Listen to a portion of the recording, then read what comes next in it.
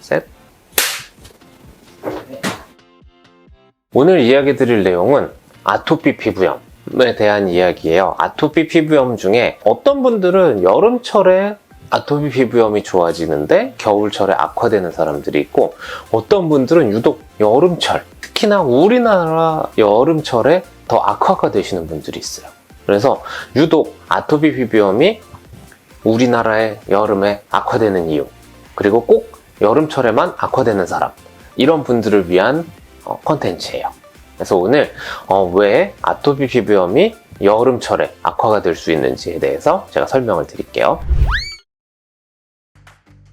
아토피 피부염은 그냥 만성적인 가려움증을 동반하고 특징적인 피부병변이 나타나는 만성 염증성 피부질환이죠. 그래서 보통 팔, 다리, 얼굴, 그리고 뭐 접히는 부분, 이런 부분에 만성적인 습진이 생겨요.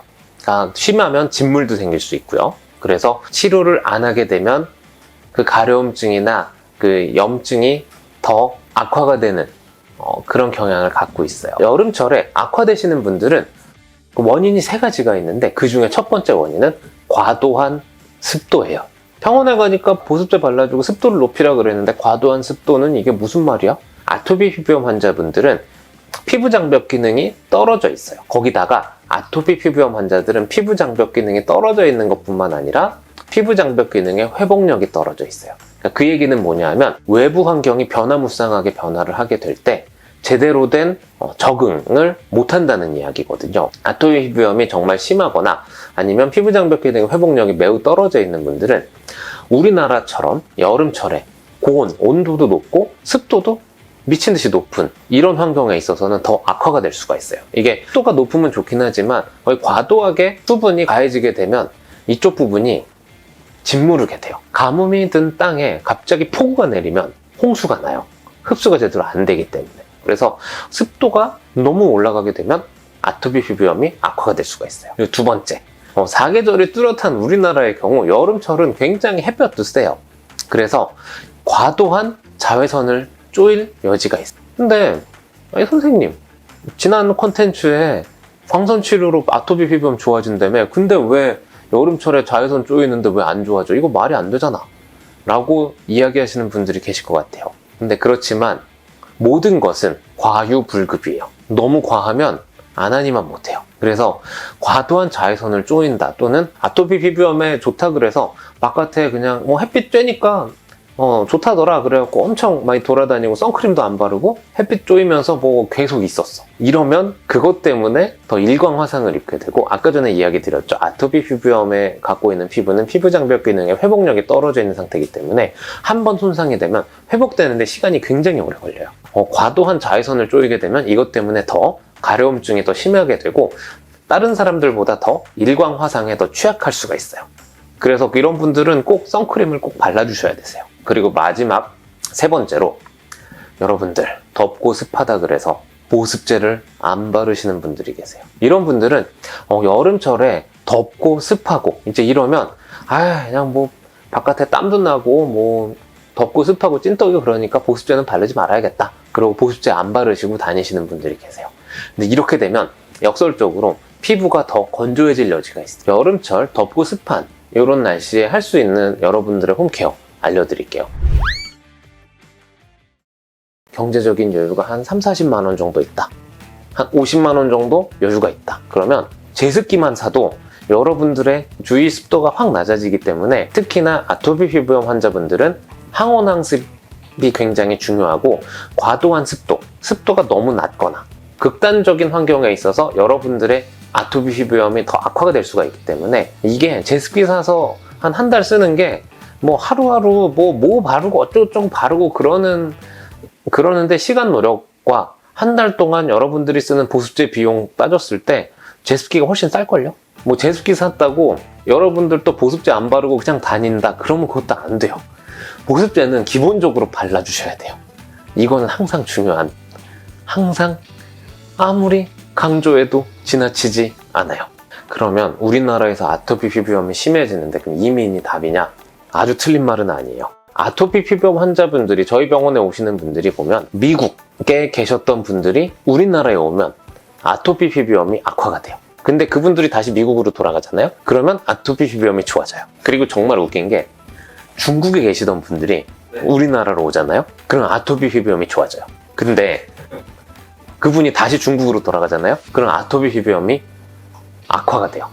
그 얘기는 뭐냐면 아토피 피부염 자체가 미세먼지와도 굉장히 연관성이 있다는 이야기거든요. 우리나라에 있을 때 유독 아토피가 더 악화가 됐다. 그러면 정말 삶의 환경을 좀 바꿔주시는 것도 좋아요. 그리고 한 가지, 동남아, 태국, 마닐라, 인도네시아 여기 계시던 분들이 우리나라로 오잖아요. 그러면 아토피 피부염이 새로 생기는 분들도 계세요. 진짜.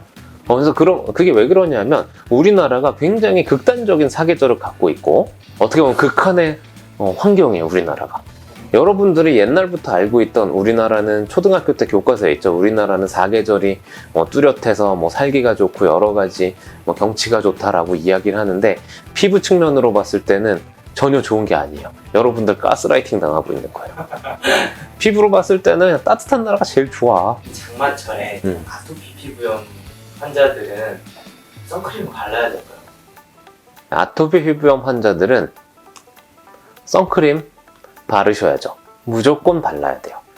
이게 구름이 흐리더라도 이게 참 보기에는 안 들어오는 것처럼 보이지만 이거는 가시광선일 뿐이에요.